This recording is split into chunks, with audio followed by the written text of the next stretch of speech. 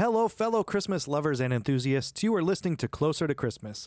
Since today is December 24th, Christmas Eve, I have been taking this opportunity over the last few years to do a reading, a version of A Visit from St. Nick. I've done regular versions in the past. I did a cat version. But this year, since I was on my daily podcast expedition, I guess you could call it, I'm going to do A Visit from St. Nick with a little bit of a podcaster's twist to it.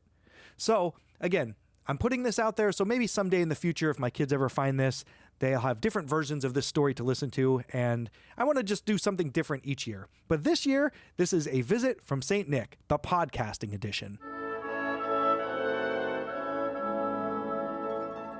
'Twas the night before Christmas, when all through the house not a creature was stirring, not even a mouse. The stockings were hung by the mic stand with care, in hopes that St. Nicholas soon would be there. The headphones were nestled all snug on the desk, while visions of downloads danced, no need to be stressed. And I in my hoodie, notes stacked on my lap, had just hit record for a late night recap. When out on the lawn there arose such a clatter, I muted the mic to see what was the matter.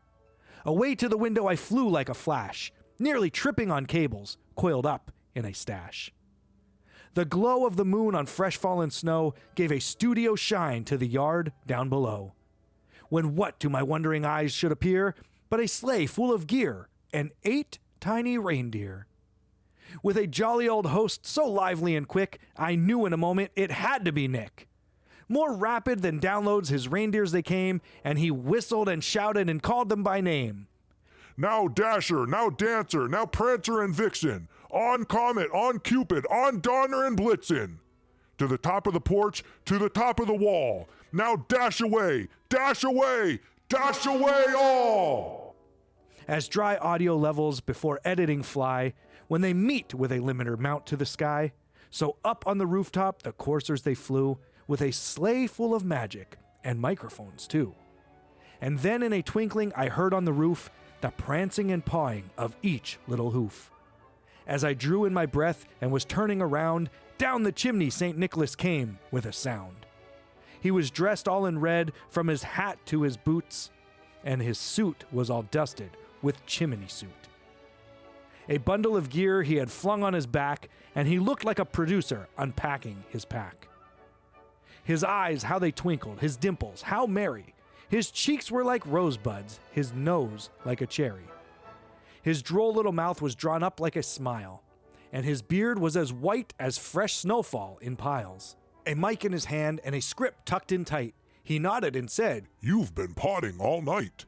He spoke just those words, but then went straight to his work, left feedback and notes, then turned with a jerk.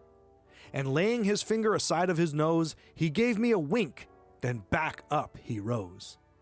He sprang to his sleigh, to his team gave a whistle, and away they all flew like a launched RSS missile.